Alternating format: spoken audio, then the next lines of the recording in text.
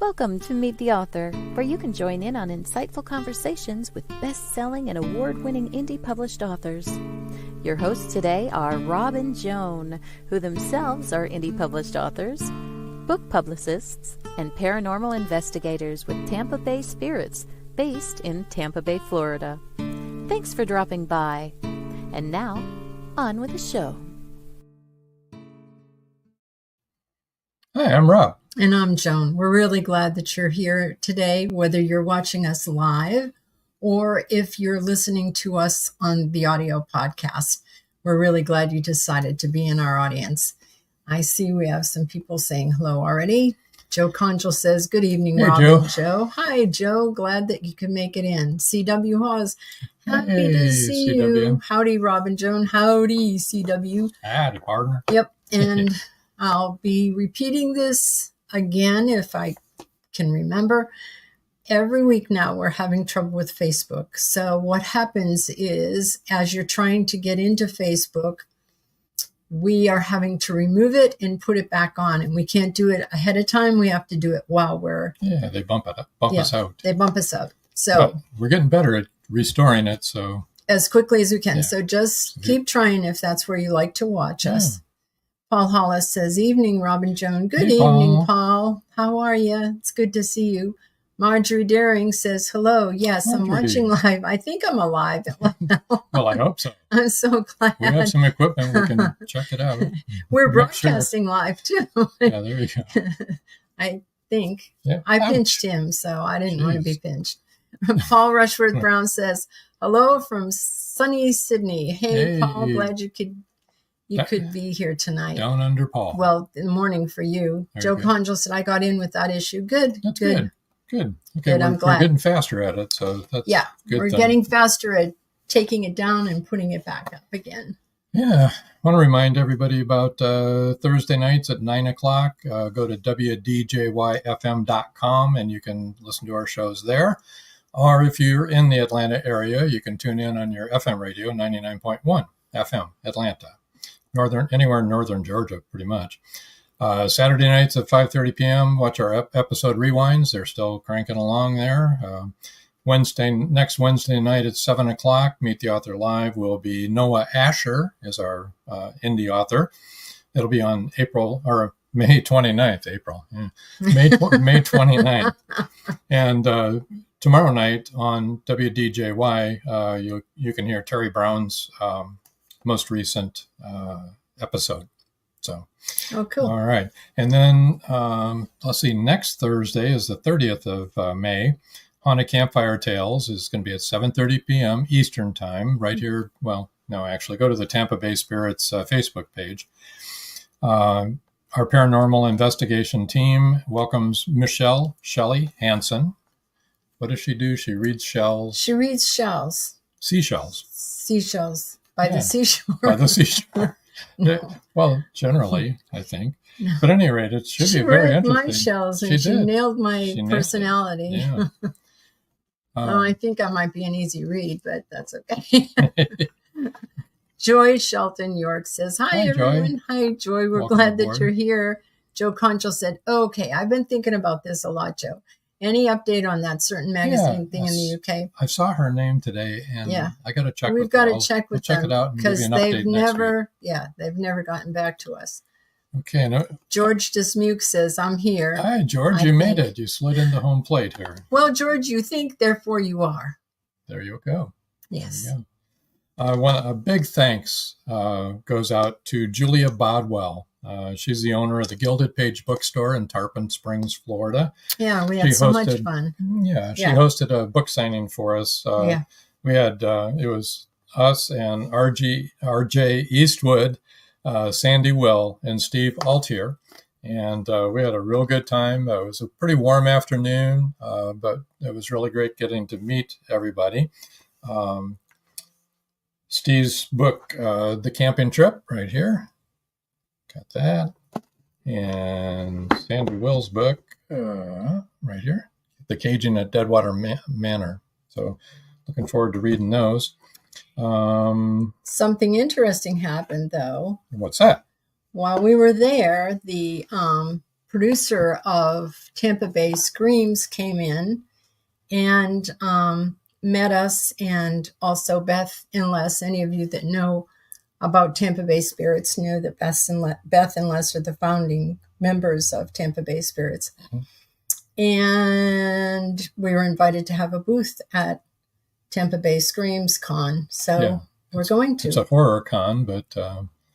But they have a ghost section. They have a ghost section and paranormal stuff, so should be fun. That's Joe Conjo said, saw the pictures, looked like a great event. It was so fun. Tarpon Springs is fun anyway, you know. Right. Has good Greek food and is really cool. Has the sponge docks and stuff. And one last item. We're in the final round. If you want to show our book cover, that'd be great. Oh my gosh, final round. The final round. Finally. That's why they call it the final round. You go to allauthor.com and it's the book cover contest. So you go to the contest tab, and then the drop down will give you some choices. You want to choose cover of the month voting. Click right there. Then all the covers. There's 24 covers left in the voting. Out of 100. Out of 200. Out of 200. Yeah. And we're in the lead right now. We've got about a 30 vote lead, but it's going to go on another 8 days. So it can evaporate quickly. So get in there. And if you haven't voted, vote no for more voting. Yeah, I won't pester you anymore about voting. I am tired of it too. Yes.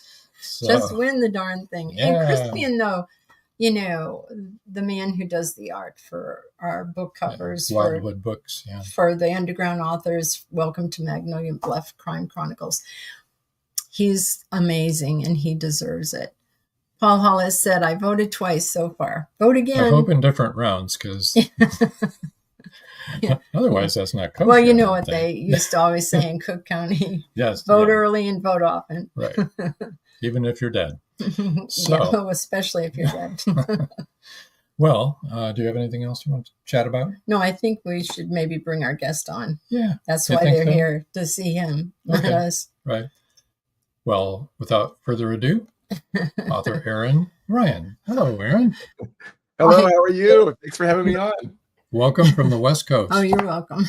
Yes. I bet you didn't expect all of that at the beginning of the show. Hey, I heard ghosts and voting and ghosts and voting and voting. And ghosts. It's a pretty good summary. Yeah. And not being able to get onto Facebook. Dang it. Yeah, that's got to be frustrating. You love technology except when you need it. Yeah. It starts up, it's on, and we're connected, and then they both cut off. And it's like, dang it. So we have to go in and reset them real fast. And fast, I don't do fast, do I? No, he doesn't. I don't do fast anymore. So we have to take it down and then put it back up. Put it back in. We can't do it before the show because then it just goes down again. And StreamYard has no idea why it's happening. Right. They say it's Facebook's fault, and Facebook doesn't say anything because they never answer you. Because they don't talk. Of course, yeah. It's like Facebook CPR. You have to perform every time.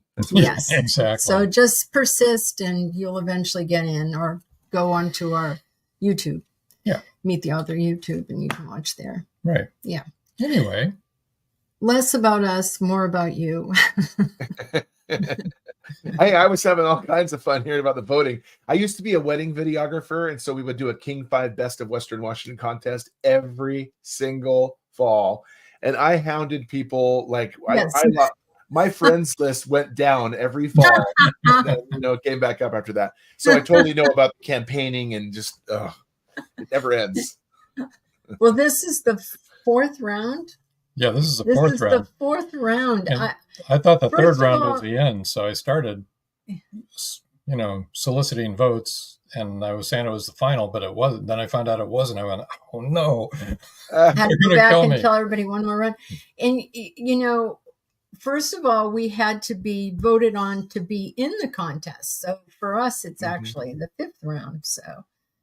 I mean, a lot of people applied to be in it and they didn't take everybody. So then we got in and then it was like, okay, the hard part's over. Yeah. There's some really interesting covers. I think you've created an addict in me because I definitely had voted. But if you vote, then you get the emails that say, well, now vote for this category. And so I think I've wasted so much time today. That one.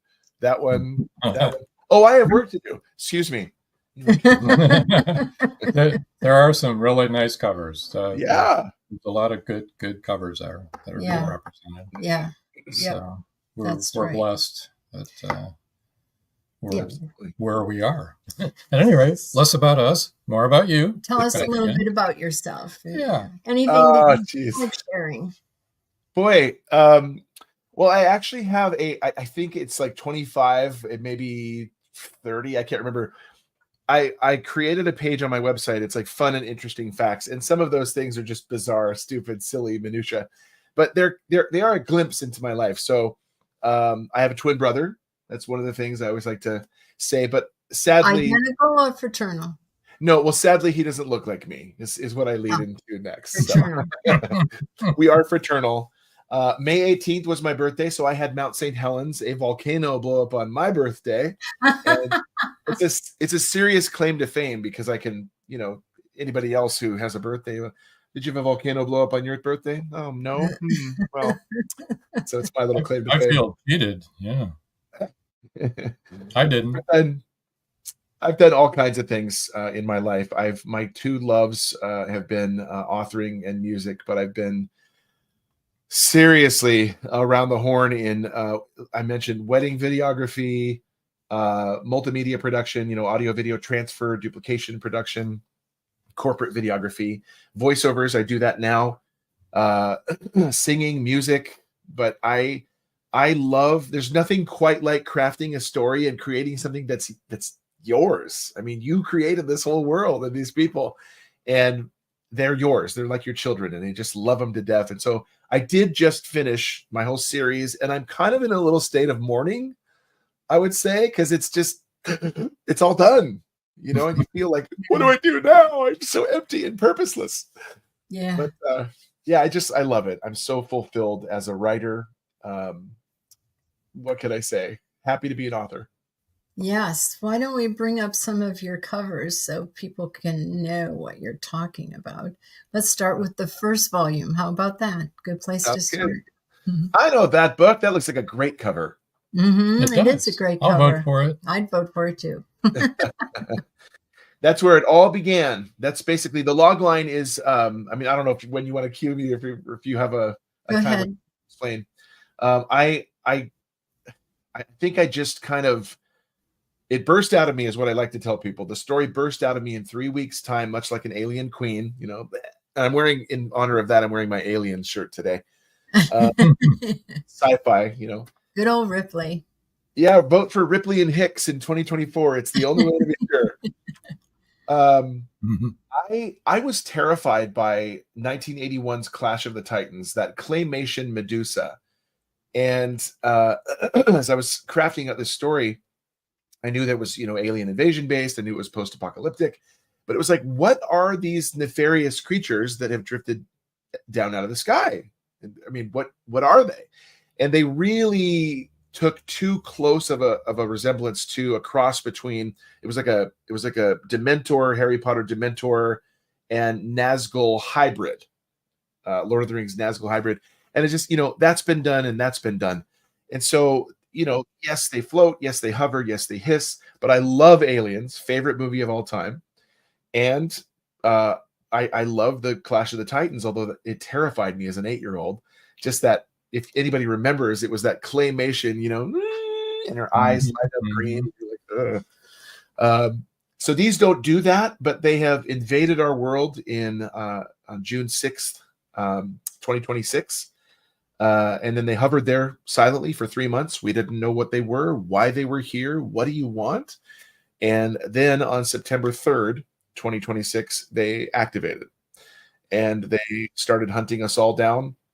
They have a tremendous telepathic ability to freeze us, immobilize us where we stand. It's kind of like the drug Trank, not that I have any experience, but that new drug that kind of leaves people in a like a slooped over catatonic state. It's a paralysis that sets in. It's called after lunch. Yeah, it's when you're in your 70s. When you get to be our age. Yeah. It's called something. Yeah, then they can consume you at their leisure. So it's pretty horrifying, but you're aware of every single bite. And that is what on the cover now, it says, plug your ears, and whatever you do, don't look. The war for humanity has begun. So the ears and the looking has something to do with making you catatonic or whatever. Well, it's a little bit of the log line is a little bit of a play on both warring factors in here. Whatever you do, don't look is obviously a reference. You cannot make eye contact with them. The second book, if I may, he's actually looking at him, but he's got a mask on. So you'll learn that, takes part in the second book. Here's the second book. Yeah, you cannot make eye contact with them or they'll freeze you. The plug your ears, you can see a white waveform, an audio waveform behind the monster. They're called gorgons. We call them gorgons because their ability is, much like Medusa's, to turn you to stone. That is a waveform that is representative of a weapon that we've found that they actually brought. It's their Achilles heel. And we've found a way to manipulate that and generate frequencies that just overwhelm them. Oh, and good. harm them. And That's so good news. Yeah. that's how we fight back. Yeah. You have to have some kind of weapon. Give them You have to something. have hope, right? You do have to have hope. Yeah. It's kind of like an EMP, but it's on an audio frequency that just they can't stand. They take flight and it can destroy them. So yay. So Joe Conjal says, hi, Aaron. The best way to get over the end of a series is to jump right in and create a new series. So I guess the question there is there going to be a new series, or are you not thinking about that yet? Well, the funny thing was I've done plenty of podcasts and interviews. I love talking about my books. And one of the things I've always said was I'm going to be done after volume 3. And it was like this unstoppable force meets the immovable object, whatever that is. I could not tangibly untether from the Dissonance series when I was done with 3.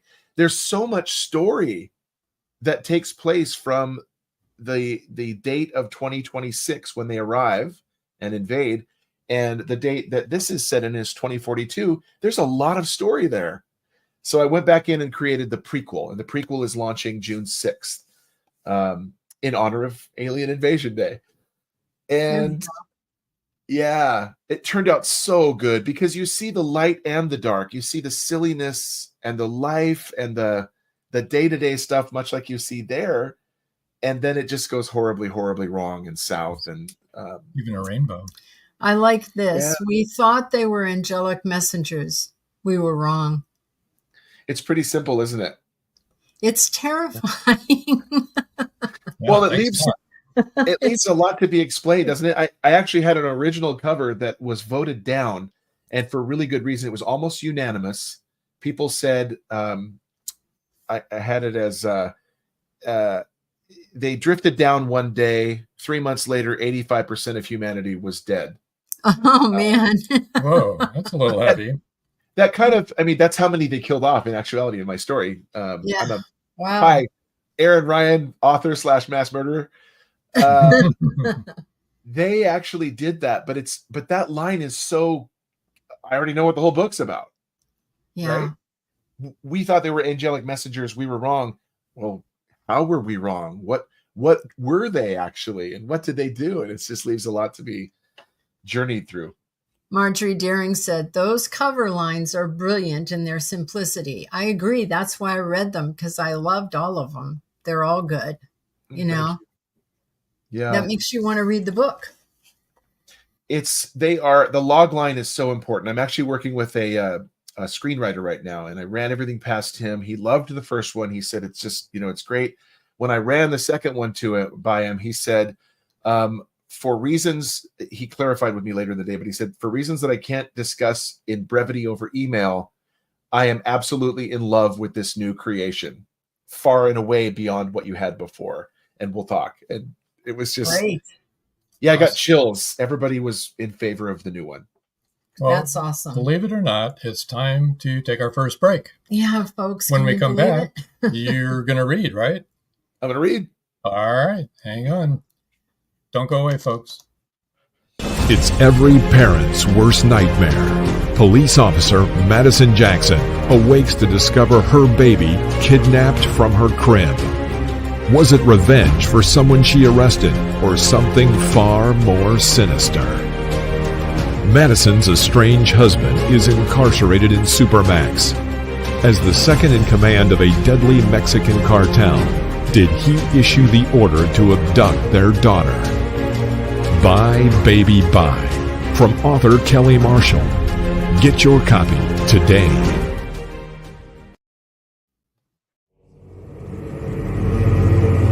Many secrets are hidden within the darkness of the jungle. Now comes part 4 in the Jaguar series by retired Hollywood scriptwriter George Dismukes. In this saga, Brandon, Andrea, and Naja, the Black Jaguar, go deep into the Mato Grosso jungle on a mission to rescue 2 kidnapped children. During their journey, they encounter many dangers, including Yanomami Indians, bent on revenge for the murder of one of their warriors. Return of the Jaguar is book 4 in the Jaguar series, starting with 2 faces of the Jaguar, the Lost City, and the Jaguar's Quest. All 4 are available on Amazon, Barnes & Noble, and other bookseller websites worldwide. Return of the Jaguar is a must-read.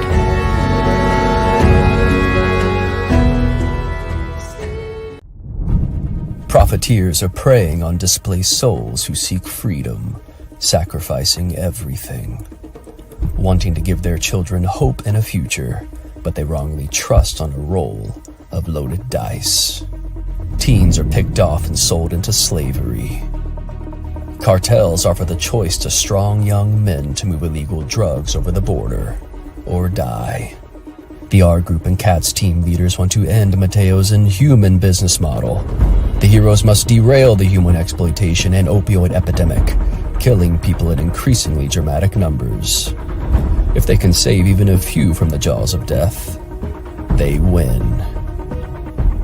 The present-day battle is in full swing, yet it can end badly for humanity unless the Enigma heirs triumph.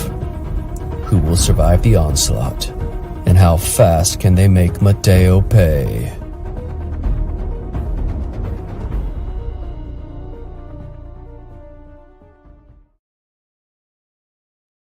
And we're back.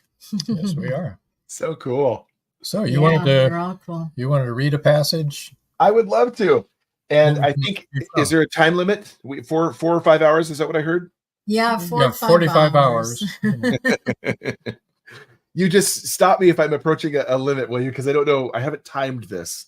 Okay. Really. Okay. Which book is this from? So this is from the first volume. This is called Dissonance Volume 1 Reality. And Jet comes back to the blockade with his brother Ruddy and has some interchange and banter with Captain Stone. They go back to their bunks. They're tired. They're worn out. They've been out all performing reconnaissance missions, and Jet is back in his bunk. Takes off his boots, gets ready to sleep, can't sleep, and it remembers back to when the aliens first came and invaded the world. So here we go. I remember when the Gorgons first arrived in 2026. Admittedly, we were all enthralled. I was too. Sis was especially enthralled. Somebody in Guatemala spotted the first one, if I remember correctly. It just came drifting down straight out of the sky near sunset, so humanoid and yet enshrouded in mist. They had angelic qualities to them. Some of us wondered if they were messengers from God. Their bodies were cloaked in that bluish-green vapor. It was really creepy, but for whatever reason, it's the creepy things that draw us in the most. We just can't look away, like a moth to a flame. Then there was another, and 5 more, and then 20 more, 50, 400. More kept coming, just slowing down to a geostationary orbit 50 feet above the ground all over the earth. The dogs were perpetually screaming and howling. Some of their ears were reportedly even bleeding. They were running mad, whining and cowering in terror, fleeing to dark corners with their tails between their legs. I was only 7 then. Ruddy was just 3. Sissy was 6. But I remember it all. In the 16 years since then, they laid waste to pretty much everything, except the blockades, of course. Oh, they knew where they all were, and we didn't like it when they didn't like it when we ventured out for any reason. They got especially hot if they saw any of us heading in any direction that even remotely resembled going toward a coastline. No matter the continent, they wanted us pigeonholed far inland. We could never figure out why. Some straggled around by day still, but all we knew concretely was that they mostly reappeared every evening near dusk. Where they all largely disappeared to during the day, no one ever really knew. Apparently, they didn't like sunlight, and they would almost entirely vanish for a month on end during the summertime when it got into the high 80s and 90s. Those were our reprieves. It was times like that we actually praised all the ozoners that went before us, inconsiderate humans with their carbon emissions, fossil fuels, aerosols, and CFCs. They didn't know it, but they were actually helping us, warming up the planet, making the atmosphere hotter and hotter, more inhospitable to not just us, but them as well. I heard recently that a team of guys actually wrangled a gorgon in the heat of summer while wearing some kind of protective eye shields, and they stripped it down. It just flailed, writhed, and screamed as it baked in the hot summer sun, sizzled and smoked even. Apparently they had some vampiric traits too. Never found out any more about it because you can't trust all stories, and I for one don't plan to wrangle any gorgon to see if it tries to suck blood too. I remember the first time I saw one for myself. Back then, they weren't really evil to behold. They just had this sort of ethereal quality to them, angelic almost, and they just sat there and hummed, floated. We tried to make contact with them, of course, but they never moved. For 3 months, they just stayed there as more and more of them slowly floated down, taking up positions. We all got uneasy, of course, because what the hell were they? Why were they here? Where did they come from? What did they want? All those questions piling up stunk more than the mound, frankly. That's their garbage pile behind the blockade. But then we got our answers, sure enough. Whether through some kind of telepathy or some primitive form of timing, they all began to move. One by one, they clicked on, like a countdown had finished or a switch had been flipped.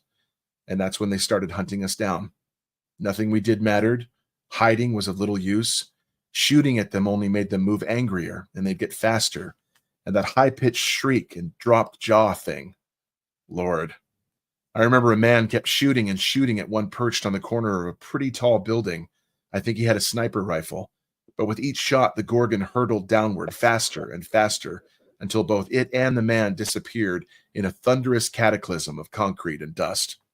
The gorgon was the only one that came out of that pit, a little fatter than it had been before it smashed down. So there's an exit. That was terrifying. Yeah, they're delightful, really. Yeah, lovely. I needed something that was really terrifying. Like, just there's nothing worse than kind of being handicapped in every way to fight back against a predatory species. Now, you've got lions that'll attack you. You've got cheetahs. You've got, wolves and whatever other predators, even an eagle or something could attack you. But you just can't make eye contact with these things. And they're very fast. They've outrun F-35 jets. Just very scary. And they come screaming down, which doesn't help either. No, that doesn't help. And they're mean to dogs. So I think we need to kill them all. That's really bad. That is bad. That is the worst. Yeah. I hate that. Yeah. Paul Rushworth Brown says, you read well. I tried taping an audiobook. Couldn't do it with all my slurring and stuttering. Oh, it's a hard process. It is. Joe Conjal said, very cool. Enjoyed the reading. Yeah. Thank you. It was good. Well, I don't know if you can see back there, but that's actually my voiceover booth. So I am a voiceover artist, and I am, everybody was like, well, who are you going to get to record your own books? And I was going, Now, who could I get? Let me think. So I found me. I put me in there, but it's become something of like a real cathartic process. I don't think I would have been content in trusting that to someone else. No one knows the characters or loves the characters as much as I do. That's right. And I'm not going to say who it was. There's a spoiler. But someone dies and is killed by what's called a berserker gorgon in volume 1. It disassembled me in the writing. I was trembling. I was bawling as I was sitting here writing. That process repeated itself during editing, and then it repeated itself again during recording. Oops. Well, you can hear it. I mean, you can hear I'm crying, and that's authentic. That's authenticity in the recording. That's true. It's true. Tell it's real. Marjorie Deering said, I really love the casual, easygoing tone of the character's narrative. And Joy Shelton York said, I agree, sounded great. Paul Rushworth Brown, with my Aussie accent, nobody would understand me. Actually, Paul, with your Aussie accent, everybody would want to hear you read. Yeah. Because Americans are suckers for an accent, especially a British or Aussie one. Yeah, that's right, mate. I think you should give it a go. Don't be shy. Exactly. Yeah, one of the greatest compliments I received, and I've actually heard from a number of people, is that it's an easy read. And at first I was offended by that. I mean, it was like, I know intellectual authors that write content, and you ever read a book and you're reading the material and you go, what did I just read? You got to go back up to the top, and you just spaced this whole way. I don't read like that. I mean, I'm an intelligent person, but I can't follow along if it's trying to just drown me in multisyllabic words and just complete. They've obviously shift F7'd their way through it and everything so complex. But I like to write an easy read that you can actually follow along and enjoy. Mm-hmm. Yeah. I have read books like that where I have to reread the paragraph and say, no, wait a minute. What is he actually saying here? Yeah, it's too much. You should never try to impress your reader. You should try to entertain or carry your reader along in a story, and not try to, overwhelm them with all that you know. It's just unless that is the nature of your book. You're trying to educational book. That's a different thing. Yeah. Which is why I like historical novels, because it's like taking medicine with sugar. I'm learning history. But enjoying it as I go. So are you thinking of writing another series, but, maybe a different series, or have you not given it much? So I have only given a brief, tiny little iota of thought to perhaps a sequel to this, because ultimately the way that Dissonance Volume 3 Renegade resolves is it is resolved. The war is won. It's there's a little bit of a spoiler, but the war is won. However, there's a gigantic object out there in space, which is where they came from, and it's not destroyed. So there's a possibility of something happening there. But I think the idea that I've come up with for this next novel, which is called Forecast, I'm very excited about it. I don't think that it lends itself to a series because I'm counting the chapters down backwards. So it's going to be chapter 1 is 23 days to go, and then chapter 2 is 22, and so on and so forth. And maybe I'll jump, skip a day. But I don't think that it's going to lend itself well to a series or a trilogy. I do like the notion of approaching some kind of novel about an anti-hero. I'm fascinated by the anti-hero. I have heroic powers. I don't want them. I don't know why I have to live this way and have these things. And I'm fascinated by that struggle, but I'm not there yet. So we'll see. Marjorie Deering says, you're right. Reading should be a pleasure, not a chore. Right. Yeah. And Paul Rushworth Brown said, that's a good idea. Going 23 down to day 1. Yeah. Well, boy, someone, I don't remember who I was talking with about this, but to dive back into the prequel for a second. Okay. Dissonance Volume 0. So to explain why it's 0, this is Dissonance Volume 1 reality. And the waveform in the background here is this audio. It's called a dissonant tidal flood. It's a DTF device like an EMP that we've created to drive off or kill the Gorgons. So that's Volume 1. And then it gets louder at Volume 2. And then it gets loudest at Volume 3. So it's a double entendre with the name of, this is a volume, as is this, but it's also volume. However, when you go to the prequel, they don't have that technology yet. We have not discovered that yet. They've only just invaded. So it is Volume 0. We don't have a weapon to fight back with yet. It's Volume 0 because it has to come before 1. But it's also Volume 0 because we're being annihilated and we can only try to survive, right? And there's no volume being blasted at them. So you even reflect that in the color, as it gets louder, the color changes. Yeah, and I think when you reach Volume 3, there's a sense of regalism and royalty to purple. And I didn't want to go just straight red. It's just been done. And I like the fact that we are victorious. We're reinstated to our rightful place, on Earth. But one thing I was able to employ that I was so happy with and grateful for, I have never read a first-person narrative where the protagonist dies. I've never read that because, of course, when that happens, the story's over. The book is over. So a spoiler at the end of Volume 0, I threw someone in between a Gorgon and someone else, and the narrative starts to slow. I intentionally misspell words and double letters and more spaces, and he's slurring and slowing and being paralyzed, and then the end. And it's a creepy kind of, oh my gosh, yeah, he just died. And he's telling the story, so there is no more story. Yeah. I've never been able to do that before, so I was so excited for that. And so sad that you killed off a very nice person. I know. I don't like playing God. I know we talked about this before, but Yeah. I absolutely killing off a character, primary, secondary, or tertiary. It's such a hard process, and it should only be done to further the protagonist, to serve as a catalyst for furthering the protagonist towards his mission or his discovery or his growth. You don't just arbitrarily, killjoy, kill off people. It has to serve a purpose, because otherwise it's meaningless. And so the people that I've had to kill off in the storyline, it's agonizing. Number one, it's agonizing to see them go. But what has been so redemptive is to go back and write the prequel, and some of them are alive again. And that's been such a rich experience. And I didn't, call me crazy, but I didn't even anticipate that until I started writing. I went, oh my gosh, he's alive again.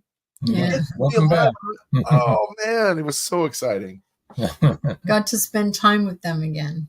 Yeah, you love these characters. Now they're young, healthy, they're okay. For a while, at least. You'd think you would want to warn them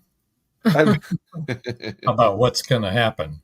And I could have written a character in to warn them. Whatever. I'm so unkind, so uncaring. mean author. I'm a mean guy on a cloud with a BB gun. I don't know. Or something like that. Yeah. Well, it sounds like a very terrifying trilogy. And now it has a prequel. So, but yeah, that's scary. And the thing is that there's all this stuff about UFOs and, what are they doing here now? And the government's come out and said, well, they're not ours and they're not theirs. So you're like, all right, who are they and what do they want? Right, what is going to happen? What is going to happen? Well, I'll address that real quick if I can. This is actually Volume 3, Renegade. And you can see here there's a woman, and then on the other side there's a monster face. Yes. She is not a Gorgon. That is President Graham, and she becomes the primary antagonist of the trilogy. There is a power differential that doesn't suggest in any way that it is a dystopian novel. She is the last remnant of government, along with advisors and whatnot, but she is a 4-term president by virtue of the invasion and us hiding. And she has overstayed her day. She is desperate to cling to power, and she has become nefarious. And so, yes, it's an alien book trilogy. Yes, it's monsters. But the message that you're going to learn as you drive through this is that there are more monsters out there than aliens. They're among us, and they're the people that should be working closely with us and for us. And the sad truth that you come away with is that 16 years of alien occupation from 2026 to 2042, we still don't get it. We're still working against each other. And there's, Cameron Shipley, the protagonist, ends up fighting wars on multiple fronts, not just against Gorgons. And that's really sad. It's sad that he has to do that. Sounds like it's realistic. We need to take our last break here. And okay. So everybody hang on. Don't go away. We've got a lot to talk about yet. And we're going to let everybody know how to reach you, Erin. Yes. So you can't get away. Okay. That's good. I don't want to. Hang in there, folks. An unforgettable mystery thriller that will transport you back to 17th century England. Introducing Dream of Courage, facing fear head on, your passport to 17th century mystery, mayhem, and murder. Follow Robert and John Rushworth through Leeds' bustling Briggate district, where danger lurks in the shadows, embodied by the thief-taker Jacob Wilding. You will laugh, you will cry, and be in awe of the twists and turns. Its meticulous attention to character development, emotional nuance, and the unfolding of the story's layers promise a compelling and emotionally charged journey. The U.S. National Times said, "Modern writers usually don't know what it was like to live in the past, but Rushworth Brown does this with great skill." Uncover the secrets of Smythe, the enigmatic tavern keeper who sends Robert to the Haven, to the pirate Captain Girlington. Will he outweed danger in the nick of time? It's 1919, and Eric Laska returns from the war in Europe. 2 new enemies await him in the small, coal-mining town he calls home. One is a threat to his relationship with Rebecca, the love of his life. The other, a bloodthirsty beast, is stalking the mining town residents. The townspeople suspect Eric of one of the killings. An old man and Rebecca's 11-year-old sister have seen the beast, but only Eric believes their story. To protect the town and clear his name, he's forced to prove the werewolf exists. Available on Amazon. The Horror Within by Marjorie Swift Doring. Paradise, my prison. Charlie Flint awakens from a deep sleep and finds himself alone on a tropical beach surrounded by a palm tree jungle and exotic animals. He cannot remember who he is or anything about his life. First, he must find food and build shelter and protect himself from hidden dangers. As his memory gradually returns, it reveals what a very flawed person he is. A man who made too many mistakes, made too many enemies. The implications of the truth are staggering. How did Charlie get there? And will he save himself? Paradise, My Prison is the riveting new suspense thriller from retired Hollywood scriptwriter George Dismukes. Paradise, My Prison by George Dismukes is available in jacketed hardcover, softcover, and all ebook formats worldwide. And we're back. Welcome back, everybody. Let me show you where you can reach this wonderful author. His main website is author Aaron Ryan. That's AuthorAaronRyan. And I'm sure that they can find all of your social media and all that on there, right? Correct. Just scroll to the very bottom. Everything's there. Okay. And then there's also the trilogy website. It's dissonancetheseries.com. And that is DISSONANCETHESERIES.com. What will they find on that website, Aaron? Yeah, well, that's actually devoted to the whole trilogy. Dissonance means lack of harmony. And it's, we've got lack of harmony with aliens, we've got lack of harmony with humans. And so that's the whole thing. And then you've created this dissonant audio that kills the aliens. So it's the whole story is there as far as what it's about, features on the books, reviews, blog entries, blah, blah, blah. There's goods galore. Do you have a newsletter or mailing list? Actually, it's kind of a weird, funky link because I had to redirect it. So authoraaronryan.com/blog. They can go there and they can actually sign up on the blog. And I call it enlisting. You enlist because it's the war against the Gorgons. You can enlist at the blog, and then I'm not going to spam you. I don't do a blog except for maybe once every few weeks, something like that, or after a major development. And I do have some major developments happening right now. One being a screenplay being formed of Dissonance Volume 1 Reality for pitching to streaming networks that I'm so stoked about.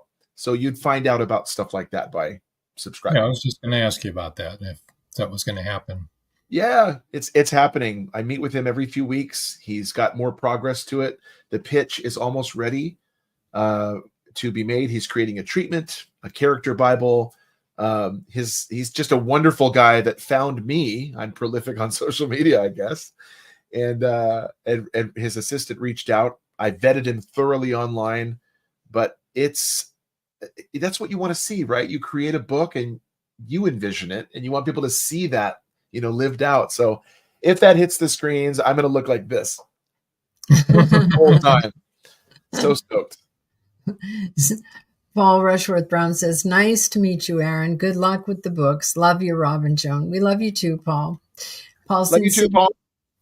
And it's in the morning there, and he probably has things that he has to do. Yeah, he's in the future. Yes. Right. We're back here on Wednesday. We're on Wednesday, and he's already on Thursday. Lingering the past. Yeah. Yeah. Well, thank you, if it is made into a movie, it's going to be a scary one for sure. Well, yes and no. I mean, I'd like to say that it is definitely science fiction, but it's literary fiction for sure because of the inherent thematic elements that are present in it. Justice versus revenge. The character is going on a faith journey through the whole arc of the story and questioning, going from cynicism to trust. He has to intentionally trust. And we ask those questions every day. Can I trust you, friend or foe? Like we do that every day. And Cameron is no different. Cameron Shipley is no different. But the justice versus revenge is a huge thing because he is robbed in Volume 1, fiercely so, abruptly so, and cunningly so. So he wants answers from the people who ordered this, this BS assignment that he had to go on that cost someone their life, and he wants revenge, but he needs to be curtailed, redirected, and encouraged to pursue justice, letting justice happen, not taking revenge. So it's a very emotional story he goes on. More than just scary monsters. It is. Well, to quote Transformers, more than meets the eye. There you go. I knew that would come. I gave you a lead in there. Thank you. Appreciate it. Marjorie Daring says, no one has asked yet, plotter or pantser? Yeah, that's a great question. I am more of a plantser. So I do a different term, a planner or pantser, but it's the same thing. I am more of a plantser. I love and I prefer to let my stories develop organically. So as they are threading their way through Clarksville, Tennessee, the protagonists, I'm watching on Google Maps Street View, or aerial view. And there's literal actual street names in there that they're going down and literal buildings that they're coming along. But I have guideposts and mile markers at certain points, but I'm not a, drill down deep. They need to talk about this and this bird needs to fly there. I really like to have it happen organically. But they do, if you don't have somewhere that they need to go, then they lose all forward momentum and forward trajectory. So there are places that they need to go, but how they get there, when they get there, I kind of let that evolve fairly naturally. So more of a pantser than a planner. Yeah. Have you ever had it happen that you thought the story would go in one direction and it ended up going in a different direction? Well, I'll be real honest. I wasn't really aware, and even in my subconscious, about the nefarious undertones of government coming into play, and Cameron having to fight a war on multiple fronts, because that's ultimately what this is. I mean, there's obviously it's got a real military vibe to it. There's planes and jets and tanks and an aircraft carrier. That wasn't part of my original story. It was battling back against the Gorgons. But here you have these people who are subtly eroding your confidence in government, in leadership. You're asked to do things that just simply don't make sense. So I was not planning to go there. It took me there. And when it's not really a spoiler, but when they launched the first DTF, it's a dissonant tidal flood. That's the weapon that they are able to employ against the Gorgons. Cameron didn't know that was coming. He wasn't informed, and that fuels his cynicism. I didn't even know about any of this. What's going on? You're not being told. And so when that happened, that's when I went, there could be a lot more going on behind the scenes. And doesn't that grate against everybody? Like, you want to know. Knowledge is power. And if you're not told, and you're a grunt, no offense, if you're in the military out there serving, you don't want to be thrown to the wolves. You want to know why you're being thrown to the wolves. And he's not told by the people who he loved dearest and trusted most. It's it'd be sad to think that we would be like that people would still be worried about whether they still got to be president the next 4 years, instead of worrying about what the people needed in the middle of a crisis like that. I can remember, and I'm sure everybody else does, when then President Ronald Reagan said at the United Nations, what we need is an alien invasion from, another planet, because then everybody would come together in the world and fight against that one thing. It's kind of sad to think that maybe we wouldn't do that. Well, that look at what nature would be human nature still. Yeah. Look at what happened immediately on the coattails of 9/11. I mean, obviously we came together for a short while, didn't we? Short while. But did not last long. No. More waving of American flags. I think. Go ahead. I was just going to say, I think down through history, you're going to constantly hear reverberations of Rodney King. Can we all get along? And it's sad that we don't. It is. Very. Joe Conjal said, what type of marketing do you do, and what has been most effective? Yeah, so I stand on a street corner with my sandwich board, wearing my sandwich board and ringing my bell. No, but I'm actually, that's not far from the truth, because this summer is just dotted every weekend virtually, has trade shows, vendor markets, craft fairs. I am so looking forward to those. I hated being a wedding videographer, excuse me, but I loved doing the trade shows, because I loved meeting people and talking about them. And this time it's not about weddings, but I get, I can say, look at these, and here's the story, and I get to tell you about them. So marketing trade shows, direct in person. I'm very active on social media. I do run Amazon ads. I've run Facebook ads, TikTok ads. I admin a 32,000 member Facebook authors group, which is not an author's audience. Other authors are not your audience unless you want to bounce, ideas off of them and stuff like that. But it's really good for networking. I've taken out ads, in the paper. I think what has really worked the best for me, honestly, is just simply raising awareness through Amazon ads. That people are searching for the book on Amazon. That's where the books are. Now, granted, I publish through Ingram Spark and Draft 2 Digital, so they're in Barnes & Noble, and they're on Apple Books and Smashwords and Kobo and all of that. But I think by virtue of the fact that they're all right there, and you're running ads right there to find the product right there, that's what's yielding the most results.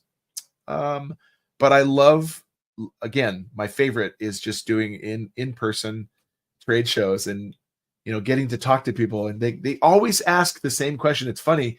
Did you write these? And I'm like, it'd be so weird. Like, no, I'm hawking this guy's books over here. There he goes. You know, it'd just be so weird. They always ask me that. People do always ask that. We got to take 1 second here to say goodnight to our WDJY Atlanta crowd that's hanging on your every word there, Aaron. Encourage them to come to your website and encourage them to get your books. But thank you for listening, Atlanta, and we'll see you next week. It's funny because all of a sudden I saw Rob go, "Oh, wait a minute." I saw the time. He was so intently listening to you that he hadn't been watching our little timer up there. Well, tell Atlanta that Atlanta is very close to Alpharetta. One of the primary characters comes from Alpharetta, and they're only about 200 miles southeast of Clarksville, Tennessee. So they could read the book and literally go to Clarksville and walk right where Jet and Trudy and Ruddy and Joe Bassett and Foxy and all of them walked, because I used Google Maps, you know, from an aerial view. We know Alpharetta very well. There you go. Yeah. Our youngest daughter lived in Georgia for a while. Oh, very cool. Yes. Very cool. One of her best friends lived in Alpharetta. She didn't live, and now, for the life of me, I can't remember the name of the town that she lived in. Dallas, I think, wasn't it? Dallas. She lived in Dallas. Yeah. So you want to tell us a little bit about your publishing journey? Has it been rocky? Has it been easy? Has it been carefree? No, it's carefree is not a word I would describe. However, so I mean, in networking groups, it's not a consensus really. There's so many people that are self-published. There's so many people that are traditionally published. I did approach publishers, but when I found out how long it would take for them to publish my books, I just went, okay, thanks, and you know, take care. I am a very driven individual, so I designed these covers, although there are elements that, you know, I got from other people and paid for and all that. But I designed all the marketing. I designed all the covers. I did all the layout. I did all the keyword research and Kindlepreneur and Publisher Rocket and all that. I know about it. I'm familiar with it. And so I'm actually working on my 16th book, all of which have been self-published. I wouldn't say that it has been easy, because you definitely have to learn the ropes. You have to categorize them well. You have to experiment and re-experiment and tweak your descriptions and blurbs. You have to make sure that your cover is catchy and be willing to change it. You know, if you get married to the cover and no one's buying it, it's time to reevaluate your cover and other things. But I have absolutely loved having all my irons in the fire, all my fingers in the pie, and just taking care of everything myself. That's my wiring, though. That doesn't work for everybody, of course. Yeah. Right. Well, we believe in indie publishers. And that's the best way to control it. You know, and also, it's your creation. It's your baby. You know? Boutique publishers. Boutique publishers are really a good way to go to. Yeah. Small publisher that really works with you hand in glove, and one that's going to really do the work. Does the work and doesn't make you wait, you know, a year before you even see your first draft. So, right. You know, that's it's a mixed bag. Some people really don't want to do the self-publishing, and they'd much prefer to have a traditional publisher take care of everything, including all the marketing. But what I'd say is for those people who are just starting out, really, really, really, really, really clarify with them and do research on them to find out if they're hybrid or vanity. Because they're just, you know, no legitimate publisher is going to charge you anything to start up your book. You just kind of really got to be careful in that process. And I've met far too many people that have spent thousands and thousands and thousands of dollars with a book that they weren't happy with. They just went that route, and it's flattering to be approached by a publisher, but you don't get approached by publishers. We approach publishers. You know, if they're approaching you, they're a hybrid or a vanity publisher 9 times out of 10. we have had some, traditionally published authors on here, published by Random House. And I mean, the original publishers, when you think of it. Yeah. And they have to do their own marketing. So not even Random House and Simon and Schuster does the marketing for you. You still have to do. They get a few, appointments and appearances, They scheduled set and up, that sort of thing. right. Get you into the bookstores better and stuff like that. But as far as the marketing, it's your own ballgame. Yep. Yeah. Everyone we've talked to, they do their own blogs. They do, they have an agent that will reach out to podcasters and TV stations and stuff like that, and newspapers, but they have to do most of the work themselves. So, I'm absolutely in support of that. The organic stuff and even the paid stuff, why wouldn't you? If you're so excited about your book and your story that you brought to life, like I wasn't kidding. I want to be out on a street corner with wearing a sandwich board and ringing my bell. It's just that thing. What's that? I wrote this. Yeah, and I'm so proud of it. It's not. Yes. It's funny because I've had this conversation with a number of people. It's not just a monster book or an alien book. They end up becoming more of a nuisance than the primary villain. They're just a nuisance, that we eventually can kick to the curb. But I'm so proud of the thematic stuff that has crept in and given it real substance and weight. And I'm so proud of the prequel. I bawled at so many points writing so much of this because it's so near and dear to my heart. And I tell everyone all the time, what do you do? I'm an author. You're an author? Yes. And I will be happy to talk to you for 4 hours now because I love it. About why I'm an author and what I like about it. Yeah.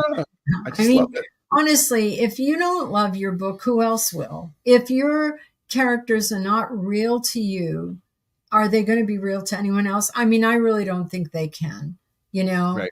The last book that we just published, we laughed and we cried while writing that book, and, if you don't have that kind of passion, what are you doing? Yeah. Who else will? Right. I forget who it was. I just watched a video. I mean, we're always seeking new ways to market and become more effective at marketing. Yeah. I forget who it was, but she's fairly well known. And one of the things that she was saying, the first thing that she said, as far as attracting readers to your book, you have to adopt the mindset of an enthusiast. So not a marketer, not a business owner who has a product to sell, an enthusiast. And so, I'm complimented time and time again by people for my enthusiasm in my story and what I've produced. And that's what we have to do. Don't slough it off. This is a book I wrote. Yeah, I think it's pretty cool. No. I love this story. I mean, I would lay down and I would read all of these back to back to back and just be immersed in the story and go, yeah. It's the enthusiasm that sells it, that tells people that it's worthy of their read. I agree. That's true. Well, okay. This has been a great time. It has been. Gone over, of course, as usual. At least you let the Atlanta folks go and the Australian folks go. Yes. Well, yes, he did. Main website is authoraaronryan.com. Drop by and say hi to him. I'm sure he wouldn't mind hearing from you as far as emails or any questions you might have further. And let's see. What do we got here? We got a comment, right? Marjorie Deering says, it's been a genuine pleasure meeting Aaron, the kind of man I'd like to discuss writing with over a cup of coffee for, say, an hour or 5 or 20. I really enjoyed this. Thank you all. Yes, Marjorie, it's been really great. Really Joe Conjo says, great show tonight, Aaron. You are a bundle of energy. Thank you to you and, of course, Rob and Joan. Thank you, too, Joe. Thank you, Joe. Paul Hollis said, another good show. Thanks, Rob and Joan and Aaron. Thank you, Paul. And Paul is one of those boutique publishers that I was talking about. He's so cool. Yeah. Somebody you can trust. There you go. So we're going to move you over to the side here. Thank you so much for joining us. Hold on to your seat there. Oh, wait, you're going the wrong way. There we go. Stay right. Help. I don't know if that was helping. It was sort of. You kind of balanced it out. Yeah, the computer monitor was starting to move. Joyce Shelton York said, really enjoyed the show. Your enthusiasm is contagious, Aaron. Oh, thank you so much. I'll wear a mask next time. I'm sorry. Not that kind of contagious. Not that kind of contagious. I want to remind everybody to go over to allauthor.com and vote for a Chance of a Ghost cover. You got 8 days to do it. That's the last time we're asking. That's the last time. We won't ask again. I know. And come back next week to visit. I feel like Aaron said that we have no friends left. They're like, oh my goodness, them again? Next week is Noah Asher. Same time, same place, right here. And he's going to be a really good show. Let's see. I don't think there's much else that I've got. How about you? Nope. I think we've said it all. All right. Said it all in every which way we can. Yes. So I guess until next time. That's all, folks. That's all, folks. See you. Good night.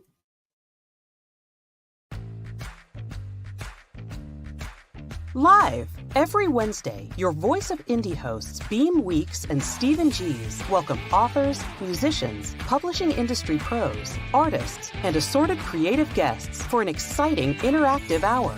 Call in during the show or post questions and comments on Twitter for responses in real time. Meet your favorite indie creators, learn inside tips, network, and promote your work.